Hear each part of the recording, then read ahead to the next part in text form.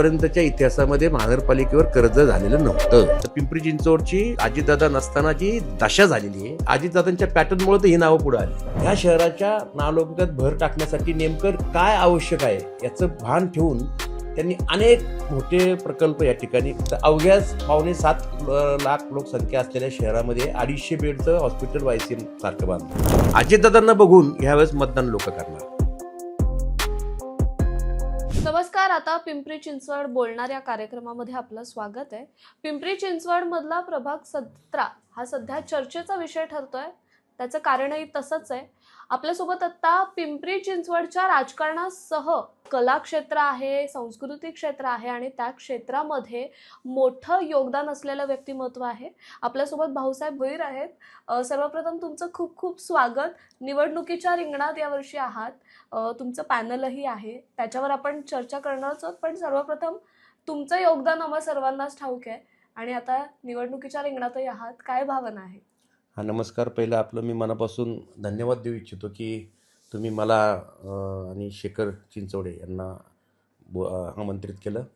भावना तसं निवडणूक म्हणजे 1992 सालापासून मी निवडणूक लढवित आहे. तो कालखंड, नंतरच्या परिवर्तनाचा कालखंड, हे सगळं पाहत त्यामुळे या शहराच्या नियोजित आराखडा बनवण्यापासूनचा मी साक्षीदार आहे. आणि ते उत्तरोत्तर ह्या शहराची लोकसंख्या वाढीबरोबरच विकासात्मक दृष्टिकोनातून झालेली वाटचालीचा सहभाग आणि साक्षीदार हे दोन्ही आहे. म्हणजे मी स्वतः या प्रत्येक विकासामध्ये माझी सही आहे. त्यामुळं इथं मोठमोठे रस्ते, खरं तर प्राध्यापक रामकृष्णजी मोरे, अण्णासाहेब मगरांच्या नंतर प्राध्यापक रामकृष्णजी मोरे यांनी विकास काय असतो, विकासाच्या माध्यमातून ह्या शहराच्या नावलौकिकात भर टाकण्यासाठी नेमकं काय आवश्यक आहे याचं भान ठेवून त्यांनी अनेक मोठे प्रकल्प या ठिकाणी, उदाहरणच द्यायचं झालं तर अवघ्याच 6.25 लाख लोकसंख्या असलेल्या शहरामध्ये 250 बेडचं हॉस्पिटल वायसीएम सारखं बांधलं गेलं. त्यावेळी इतकी टीका झाली त्यांच्यावर. ते म्हणले नाही, पुढच्या 50 वर्ष डोळ्यासमोर ठेवून काम करावं लागतं आणि आज ते वायसीएम हॉस्पिटल कमी पडतं आहे. नाट्यगृह असेल. आणि नंतर सर्वात आघाडी कळस गाठला आदरणीय अजितदादा पवार यांनी, की जो इतका गतिमान विकास केला. अख्ख्या देशात किती शहरं असतील म्हणजे मला एक्झॅक्ट सांगता येणार नाही, परंतु त्या अख्ख्या देशामधल्या शहरामध्ये 5 क्रमांकाचं मेट्रो सिटी म्हणून आम्हाला मान्यता मिळालेली आहे. माझ्या भावना ह्याच आहे की आम्ही जर ह्या सर्व घडामोडीमध्ये साक्षीदार आहोत किंवा ह्या घडामोडीच्या विकासात्मक दृष्टिकोनातून वाटचाल करत असताना जे योगदान लागतं ते योगदान देखील आमचं आहे. तर मला वाटतं की ह्यावेळेस जनतेने आम्हाला निवडून द्यावं. आमचा इतिहास पाहून, आमची कामगिरी पाहून, आमची कारकीर्द पाहून आणि सांस्कृतिकदृष्ट्या आत्ताच गेल्याच वर्षी 100वे नाट्य संमेलन घेण्याचं सद्भाग्य माझ्यासारख्या कार्यकर्त्याला मिळावं, यापेक्षा या मोराच्या भूमीत मी अजून काय करू शकतो. आणि शेखर चिंचवडे असेल, मी असेल, आमच्या शोभाताई वाल्हेकर असतील, आमचे मनीषा अडसूळ असेल, ही सर्व मंडळीचं कोणत्या ना कोणत्या माध्यमातून काम करत असताना एक वेगळं पद्धतीचं योगदान आहे. आम्ही पॅनल निवडतानाच अतिशय सूक्ष्म मायक्रोमध्ये, कारण का मागं आम्हाला एकदा अपयश आलेलं आहे, त्या अपयशातून चांगला धडा आम्ही शिकलो आणि त्या अपयशाचं पुन्हा सामोरं जायचं नाही. कारण का अर्थात त्यांच्याबद्दलचा भ्रमनिरास प्रचंड आहे, जनतेमध्ये तीव्र रोष आहे, तुमच्या माध्यमातून लोकांना दिसतंच आहे ते. आणि म्हणून मला असं वाटतं की शेखरांनाच्या येण्यानं हा संपूर्ण जो आहे त्यांच्यावर प्रचंड अन्याय झाल्यानंतर ते काय असं ती व्यक्ती अशी नाही आहे की संवेदनशील आहे, व्यक्ती खूप संवेदनशील आहे. ते जसे माझी अवस्था आहे तशी त्यांची अवस्था ह्या वयात, ते माझ्या वयापर्यंत तर तिथं राहतील. परंतु ह्या सगळ्या परिस्थितीचं भान ठेवून आमच्या मुख्य पॅनलला खूप मोठा म्हणजे एक ताकद मिळाली. म्हणजे आता सर्वात महत्त्वाचं म्हणजे पॅनल प्रमुख आम्ही 4ही जणी आहोत. कारण का एक वाल्हेकरवाडीचा, एक चिंचोली नगरचा, एक, त्यामुळे पॅनल प्रमुख ज्येष्ठच्या नात्याने म्हणतील मला ते, पण तसं नाही, आम्ही 4ही जण पॅनल प्रमुखच आहोत आणि ती जबाबदारी आम्ही घेऊन निघालो आहे. नक्कीच. जेव्हा आपण एखादा राजकारणी बघतो तर म्हणजे जेव्हा राजकारणात येतो, बऱ्याच जणांची वक्तव्य अशी असतात की आम्हाला राजकारण नाही करायचं, आम्हाला समाजकारण करायचं आहे. पण आम्ही बघतो की पुढे जसे जसे ते राजकारणात पुढे जातात तसं समाजकारण हे मागे पडत जातं. पण तुमचा कोर जो आहे तो कला आणि संस्कृती आणि अगदी तुम्ही पहिल्या दिवसापासून आतापर्यंत तो जपत आला आहात. तर हा समतोल नेमका राजकारणाचा आणि कला संस्कृतीचा तुम्ही कसा जपला? एक तर सर्वात महत्त्वाचं म्हणजे संगत, संतती, संपत्ती, आरोग्य, ईश्वर, त्यातला पहिला गुण आहे तो संगत. माझं खूप मी भाग्यवान आहे की मी संगत कधी माझ्या वयाच्या मुलांबरोबर केली नाही. मी संगत प्राध्यापक, साहित्यिक, विचारवंत, राजकारणातला बुद्धिवंत. आता राजकारणात बुद्धिवंतांची संख्येबद्दल मला काही भाष्य करायचं नाही, कारण का मी निवडणुकीला उभा आहे. परंतु ह्या सर्वाची परिपक्वता जी असते, ती परिपक्वता असलेल्या लोकांच्या सहवासात राहिल्यामुळं कुठं काय बोलायचं, कुणाबरोबर कसं वागायचं, हे एक सूत्रात जमलं. आणि हृदयनाथ मंगेशकरांसारखे बाळासाहेब मंगेशकर असतील, आमचे आता रामचंद्रजी देखणे नाही आहेत, आमचे फमू शिंदे आहेत, रामदास फुटाणे आहेत, ही मंडळी माझ्या अवतीभोवती असल्याकारणानं खरं तर राजकारणचं समाजकारण विसरण्यापाठीमागचं कारण काय की संगत चुकीची आहे. आणि पिंपरी चिंचवड श्रीमंत महानगरपालिका असं म्हणतात. आता कर्जबाजारी झालेली आहे, कर्जबाजारी केली या लोकांनी. त्या महानगरपालिकेत पैशाचं आजूबाजूला इतकं सावट असतं, आर्थिक जे उलाढाली असतात त्या मोठ्या प्रमाणात असतात. त्यामुळे काहींची बऱ्याच जणांची डोकी बिघडतात. आणि माझं डोकं का बिघडलं नाही, मी तर 23व्या वर्षी नगरसेवक आहे. त्याचं कारण ही जी लोकं माझ्याबरोबर होती, त्यांना माझ्याबद्दल जर काही समजलं की हा भ्रष्टाचारी आहे, हा अमुक आहे, तर ही लोकं मला जवळ उभं करणार नाही. आणि त्या भीतीपोटी मी कायम माझा वैचारिक समतोल, सामाजिक समतोल, राजकारणामध्ये ताल तोल लय याचं भान ठेवून मी राजकारण केलं. त्याचा फायदा मला असा झाला की मी नाट्य परिषदेचा उपाध्यक्ष आहे, प्रशांत दामले अध्यक्ष आहेत. आणि महानगरपालिका निश्चितच बिघडवायचंच काम करते. आणि अर्थकारणाच्या माध्यमातून केलेलं राजकारण हे दीर्घकाळ टिकत नाही, तात्पुरते त्याला लाली येते. पण ती जी सुदृढपणा असतो ना, तो सुदृढपणा नसतो, ती सूज असते. आपल्याला वाटतं तो सुदृढपणा आहे, तो सुदृढपणा राहत नाही. सूज एकदा उतरली की मूळ चेहरा समोर येतो.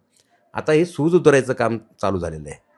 कारण का महानगरपालिका आता भ्रष्टाचाराच्या कचाट्यात आणि विशेषतः कर्जबाजारी, कर्जाच्या विळख्यात आलेली आहे. आजपर्यंतच्या इतिहासामध्ये महानगरपालिकेवर कर्ज झालेलं नव्हतं. तर आपल्यासोबत शेखर चिंचवडे देखील आहेत. आपण त्यांच्याशी बोलूयात. कालपर्यंत भाजपमध्ये आणि अचानक राष्ट्रवादीमध्ये काय असं घडलं की राष्ट्रवादीची वाट धरावीशी वाटली आणि असा विश्वास वाटला की राष्ट्रवादीतून आपण राजकारण किंवा समाजकारण करू शकतो? खरं तर आपल्याला सगळ्यांना माहिती आहे की पिंपरी चिंचवड महानगरपालिकेच्या निवडणुका आता लागलेल्या आहेत आणि गेले 30-35 वर्ष चिंचवडमध्ये समाजकारण करत असतात आणि समाजाच्या अनेक गोष्टींमध्ये तळागाळापासून काम करत असताना मी स्वर्गीय लक्ष्मणभाऊ जगताप यांच्या विचारांशी जोडले गेलो आणि 2002पासून त्यांच्या खांद्याला खांदा लावून किंवा त्यांच्या निमित्तानं त्यांच्या पावलावर ठेवून काम केलं होतं. त्यानंतर भाऊंनी नेहमीच आम्हाला साथ दिली आणि 2014मध्ये ज्यावेळेस स्वर्गीय लक्ष्मणभाऊ जगताप भारतीय जनता पार्टीमध्ये गेले, त्याच वेळेस आम्ही सुद्धा त्या पक्षामध्ये गेलो आणि मोठ्या निष्ठेने आणि खूप तळागाळात भारतीय जनता पार्टीचं काम केलं. 2017मध्ये ज्यावेळेस माननीय लक्ष्मणभाऊ जगताप यांनी महापालिकेची निवडणूक लागली, त्यावेळेस त्यांनी सांगितलं की या भागामधनं, चिंचवडमधनं, प्रभाग 17मधनं शेखर चिंचवड्यांचं खूप चांगलं काम आहे आणि एक निष्ठावंत आणि चांगला कार्यकर्ता या ठिकाणी आम्हाला भारतीय जनता पार्टीच्या उमेदवारी म्हणून त्यांनी द्यायचं नियोजन केलं होतं. पण ज्यावेळेस महापालिकेची निवडणूक लागली आणि भारतीय जनता पार्टीची सत्ता पिंपरी चिंचवडमध्ये आणायची आणि प्रभाग 17मध्ये भारतीय जनता पार्टीचा पॅनल निवडून आणायचा म्हणून त्यांनी मला त्यावेळेस ॲडजस्टमेंट करायला लावली आणि माझी पत्नी करुणा शेखर चिंचवडे यांना तिकीट दिलं गेलं.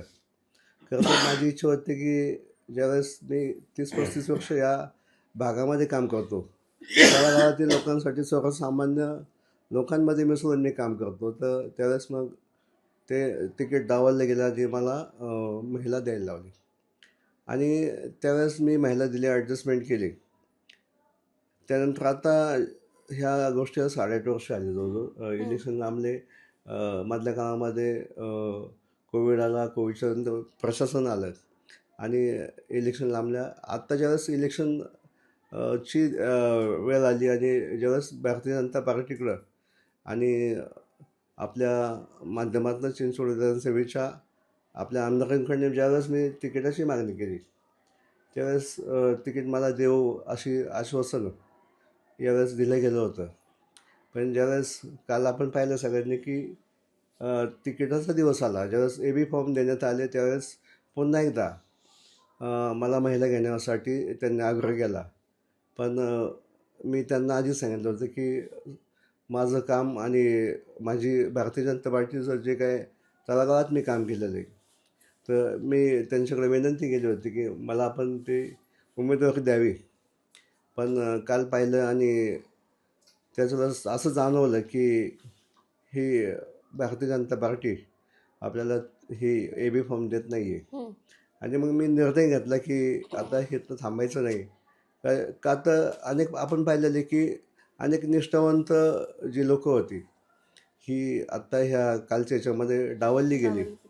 ह्याच्या आधी पण आपण पाहिलं की मागच्या 10 दिवसापूर्वी 22 नगरसेवक बाकी पक्षातले भारतीय जनता पार्टीमध्ये आले.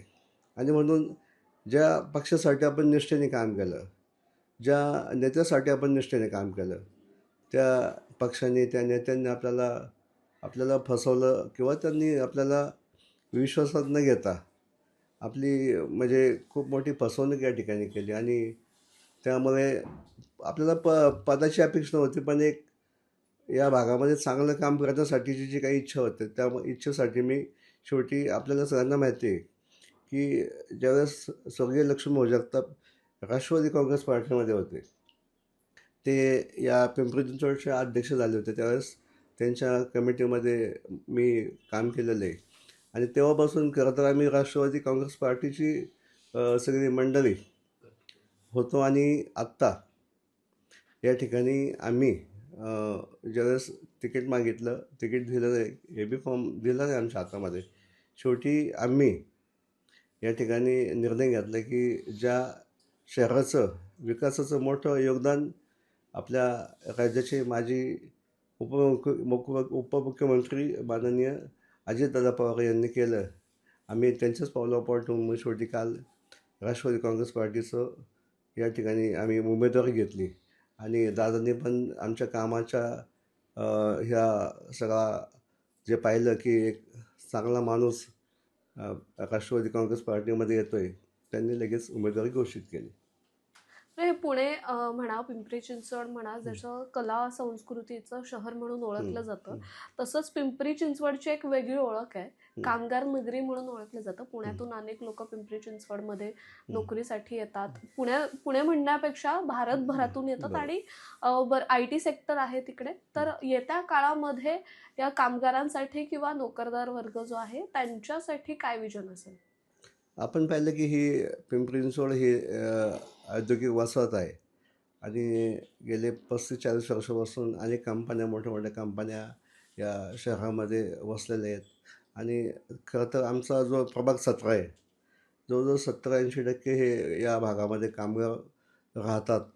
आणि भविष्यामध्ये आपण पाहतो की या भागामध्ये अनेक जे काही बेकायदा बांधकामं असतील, म्हणजे जे की ह्या कामगारांनी या ठिकाणी स्वतःचं घर बांधलेलं आहे, तर ही बांधकामं नियमित होण्यासाठी आम्ही भविष्यामध्ये माननीय आपल्या राज्याचे उपमुख्यमंत्री अजितदादा पवार यांच्याकडं ही बांधकामं नियमित व्हावीत. आणि या भागामध्ये जी काही त्यांची घरांची अडचण आहे ती सोडवण्यासाठीची मागणी ही पहिली आमची असेल.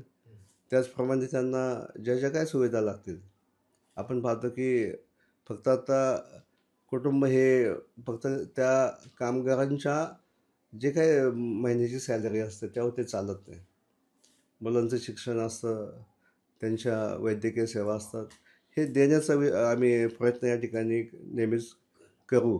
यासाठी ज्या ज्या गोष्टी लागतील महापालिकेच्या माध्यमातून आम्ही त्यांना देण्यासाठी सुविधा असतील त्या देण्याचा आम्ही प्रयत्न करू. पिंपरी चिंचवडचा विकास होताना त्यामध्ये अजितदादांचा वाटा हा खूप मोठा आहे आणि आपण ते अमान्य करू शकत नाही. मात्र पिंपरी चिंचवडमधूनच म्हणजे पिंपरी चिंचवडमधूनच अनेक नेते अजितदादांना सोडून भाजपमध्ये गेले ऐनवेळी. याचा मोठा फटका बसू शकतो का येत्या निवडणुकांमध्ये? मतदारांची भूमिका कशी असेल, काय वाटतं? एक तर सर्वात महत्त्वाचं म्हणजे विनोद म्हणूया आपण राजकारणातला, की भारतीय जनता पक्षाचे सर्व नेते हे सर्व अजितदादा पवारच्या तालमीत तयार झालेले आहेत. त्यामुळं संपूर्ण भारतीय जनता पक्षच राष्ट्रवादीच आहे. त्यामुळं आमचे तिकडं गेल्यानं म्हणजे काही फरक पडणार नाही. परंतु त्यांच्या इकडं आले, ती फार मोठं गोष्ट आहे. म्हणजे तिथं काय चाललंय, म्हणजेच काय ते मला काही गोष्ट योग्य चाललेले नाहीत. 2-4 लोकांनीच कार्यक्रम करायचे सगळे आणि बाकीच्यांनी त्याचे परिणाम भोगायचे. त्याचं जिवंत उदाहरण म्हणजे अतिशय सज्जन कार्यकर्ता शेखर चिंचवडे सारखा. म्हणजे काय, की लोकांना पक्षापेक्षाही विकासात्मक दृष्टी ठेवून काम करणारा नेता कोण, त्याला मतदान होणार आहे. हम्म. आणि ते कोण सिद्ध केलेलं आहे. कारण का अजितदादा मागच्या 7-8 वर्षामध्ये नव्हते. तर काय अवस्था झाली, हे सगळं शहर उघड्या डोळ्यांनी पाहत आहे. त्यामुळं आम्हाला बघून पेक्षाही अजितदादांना बघून ह्यावेळेस मतदान लोक करणार. कारण अजितदादांचा स्वभाव जो आहे ना, एकदा नगरसेवक झाला माणूस तर त्याचं दैनंदिन जी क्रिया असते ती बदलते दैनंदिन दिवसाची. मी दादांना 1991 सालापासून पाहतोय. तोच टाईम आहे, सकाळी 6 वाजता बाहेर. आणि मी एकदा त्यांना असंच प्रश्न केला की दादा तुम्ही सकाळी सकाळी एवढे बाहेर का पडता, सगळे आम्हाला नावं ठेवतात, तुम्ही पण का पडत नाही. तर म्हणले अरे आम्ही जातो त्यावेळेस पोलीस बंदोबस्त असतो, मग गाड्या थांबवा, मग ट्रॅफिक जाम, त्यावेळेस आम्ही सकाळी सकाळी का असता अधिकाऱ्यांना आम्हीच असतो. म्हणून आमचा जो पॅटर्न आहे, आमचा पॅटर्न भ्रष्टाचाराचा माध्यमातून नाव कमवण्याचा पॅटर्न नाही. आमचा पॅटर्न विकासात्मक दृष्टी ठेवून अजितदादा पॅटर्न, विकासाचा पॅटर्न. महाराष्ट्रामध्ये धमाकेबाज धडाकेबाज नेतृत्व आमच्याबरोबर असल्या कारणानं अजितदादांना बघून आम्हाला मतदान देणार आहेत. का तर पिंपरी चिंचवडची अजितदादा नसताना जी दशा झालेली आहे, तिला दिशा द्यायचं काम आता अजितदादा करतील. आणि तुम्हाला ठामपणे सांगतो यावेळेस चित्र हे बदललेलं असेल.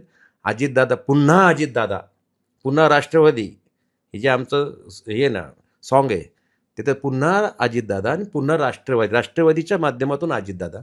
आणि जबरदस्त अंकुश असणारा माणूस या शहरावर. अजितदादांसमोर नगरसेवक चुकीचा वागला तर अजितदादांच्या समोर बोलण्याची ताकद नाही. इथं काय, इथं सोडून दिलं ग ते.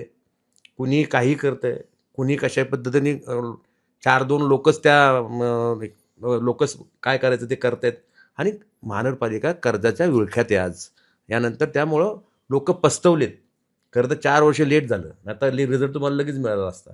आत्ता केवळ अजितदादा म्हणून आम्ही या ठिकाणी आमचा पॅनल, आमचा संपूर्ण सत्तेच्या माध्यमातून सत्तेला जे लागतं, सत्तेला जे गुणात्मक म्हणण्यापेक्षा जे तुम्हाला संख्यात्मक जे बळ लागतं ते आमच्याकडे निश्चित असणार आहे. तर आणखी एक ज्वलंत प्रश्न इकडे आहे प्रॉपर्टी कार्डचा, अनधिकृत बांधकामांचा. प्रॉपर्टी कार्ड हा एक महत्त्वाचा मुद्दा मानला जातोय. तर या प्रॉपर्टी कार्डच्या मुद्द्यावरती काय सांगाल? एकतर प्राधिकरण सदस्य मी 2001 साली होतो. त्यामुळं प्राधिकरणाची संपूर्ण PhD मला आहे. त्यामुळं नंतर ते PMRDमध्ये गेलं. आता अनधिकृत घराच्या संदर्भात वारंवार राजकारण केलं जातं. तो एक विनोद झालेला आहे आता. तर लोकांना देखील ते आता मनोरंजन वाटायला लागलेलं आहे. निवडणूक आले की काढ त्या घरांचा प्रश्न, अनऑथराईज घराच्या प्रश्नासाठी सतत त्याच्यावर अनेक खासदार झाले, अनेक काही जण नगरसेवक झाले, काही आमदार झाले, पण तो प्रश्न काय 25 वर्षात काय सुटलेला नाही. मुळात घरं झाली, आता घरं पाडली नाही, मग कोणी पाडली नाही, घरं कुणाच्या काळात झालेत. आता त्याचं मी समर्थन करणार नाही, परंतु वाचवणारे आम्हीच आहे. त्या ठिकाणी मी प्राधिकरण सदस्य असल्याकडे विकास करणारे आम्हीच आहे आणि प्रॉपर्टी कार्ड देणारे सुद्धा आम्हीच असणार. त्याचं कारण प्रश्न सोपा आहे, ते अवघड करून ठेवतात आणि त्याचं भांडवल करायचं प्रथा आता निघालेली आहे. काही निवडणूक आली की तो अनऑथराईज घरांचा बद्दल आम्ही काही करत नाहीत. त्याच्यातमध्ये आता किती 15 वर्ष 20 वर्ष सगळे आमदार खासदार झालेत त्याच्यावर. आणि आम्ही तसं नाही. हा आमच्या दृष्टिकोनातून खरंच तसं जर म्हणायला गेलं तर मी तिथं अभ्यास केलेला आहे, तिथं मी काम केलेलं असल्या कारणानं तुम्हाला तो कशा पद्धतीने काम प्रॉपर्टी कार्ड फ्री होल्ड कसं करता येईल अतिशय सोपं आहे. ते फक्त मानण्याची, काम करून घेण्याची मानसिकता असायला हवी. योगायोगानं नाही, आम्ही महायुतीत आहोत. अजितदादा सत्तेत आहेत. अजितदादा आदरणीय मोदी साहेब, आम्ही जी शहासाहेब असतील, देवेंद्रजी फडणवीस साहेब असतील, त्यांच्या तिथं त्यांना फार मोठा सन्मान आहे. त्यामुळं आम्ही ते काम 100% करणार. ते काम करूनच, नाही तर आम्ही निवडणुकीला परत तिथं राहणारच नाही तिथं त्या भागात. कारण काय असतं, सारखं प्रत्येक वेळेस त्याचं भांडवल करायचं ना. खरं तर तुम्ही मुद्दा विचारला म्हणून, आता आम्ही तो मुद्दा घेणारच नाही, त्याचं भांडवल करणार नाही आम्ही निवडणुकीत. आम्ही सध्या आता आमच्या स्वतःच्या जोऱ्यावर काम करणार आहोत, तेच मुद्दा आम्ही घेणार आहोत. पण हे प्रश्न निश्चित मी सोडणार. नक्कीच. तुम्ही जसं मगाशी म्हणालात, अजितदादांचा एक वेगळा पॅटर्न आहे आणि कदाचित या निवडणुकीत देखील खूप प्रश्न आहेत. निवडणूक लांबली गेली आणि त्यामुळे बरीचशी कामं रखडली गेली जनतेची. तर अजितदादांचे नेते या निवडणुकीनंतर निवडून आल्यानंतर अजितदादा पॅटर्न पिंपरी चिंचवडमध्ये दिसेल किंवा इंडिव्हिज्युअली आता तुमचं 4 जणांचा पॅनल आहे आणि असा विश्वास तुम्ही दाखवताय की आमचं पॅनल हे पूर्णपणे येणार. तर अजितदादा पॅटर्न दिसेल का प्रभाग 17 मध्ये? 100% मी अजितदादांचं दुसरं काही करू नका, त्यांचे पहिले जाऊन पायाजवळ बसेल आम्ही चौघही. पहिलं आम्हाला प्रॉपर्टी कार्ड द्या इथं, तरच आम्ही उठतो, नाही तर पायच सोडणार नाही. आम्ही अशा पद्धतीनेच त्यांच्या पर्यंत जाणार आहेत. कारण का शेवटी मी त्यांच्या काळातला कार्यकर्ता आहे, म्हणजे लहान त्यांच्यापेक्षा, परंतु मी 92 पासून नगरसेवक आहे. माझा सर्व मूळ स्वभाव त्यांना माहिती आहे. मी ज्या ठिकाणी आक्रमक असतो, साहित्यांमुळं मी थोडं सुसंस्कृतपणाच्या माध्यमातून जे काय आपलं काम करतं कसं करून घेता येईल ते सगळं मला माहिती असल्या कारणानं ह्या सगळ्या गोष्टीचा, आणि अजितदादांचा स्वभाव मला माहिती आहे. अजितदादा दिसते तसे मुळातच नाही आहे. ते काय ते तसा ते त्यांचा ते छवीच अशी झालेली आहे. आणि दादा आतून खूप हळवे आहेत. हळवे नसते तर इतक्या लोकांनी त्यांना सोडून गेले असते का? त्यांना ते फसवलं त्यांना तरी काय बोलत नाहीत. जा, आता अख्खी भारतीय जनता पक्ष राष्ट्रवादी आहे. लक्ष्मण जगताप कोण होते? महेशदादा दानगे कोण आहेत? शंकर शेठ जगताप कोण आहेत? राष्ट्रवादीचे आहेत ना. अजितदादांच्या पॅटर्नमुळे तर ही नावं पुढे आली. आनंद आहे, त्या ज्या ठिकाणी ते आहेत ते आमचेच आहेत, त्यांच्याबद्दल आम्हाला अनादर नाही आहे. परंतु मूळ अजितदादा आहे हे कुणी विसरता कामा नये. आणि आम्ही मूळ सोडलेलं नाही, आम्ही मूळ धरून भक्कम आहे. आणि आम्ही त्या ठिकाणी पुन्हा एकदा राष्ट्रवादी ह्या पिंपरी चिंचवड महानगरपालिकेतील आणि पुणे टाइम्स मिरर, तुम्ही खरं तर आम्हाला खूप मोठी संधी दिली लोकांपर्यंत जाण्यासाठी. तुम्हाला मी खूप मनापासून आमच्या पॅनलच्या वतीनं मी, भाऊसाहेब भोईर, शेखर चिंचवडे, शोभाताई वाल्लेकर आणि आमची मनीषा अडसूळ यांच्या वतीनं मनापासून तुमचे धन्यवाद देतो. नमस्कार. नक्कीच. तर आपल्यासोबत आता भाऊसाहेब भोईर आणि शेखर चिंचवडे होते. त्यांचं निवडणुकीचं विजन आपण ऐकलं, अनुभव आपण ऐकले. येत्या निवडणुकीमध्ये प्रभाग 17 मधून राष्ट्रवादीचं हे पॅनल विजयी होईल आणि जनसेवेसाठी निश्चित सक्रिय असेल असा विश्वास त्यांनी दाखवलाय. पुण्याहून आकांक्षा यादव, सिविक मिरर.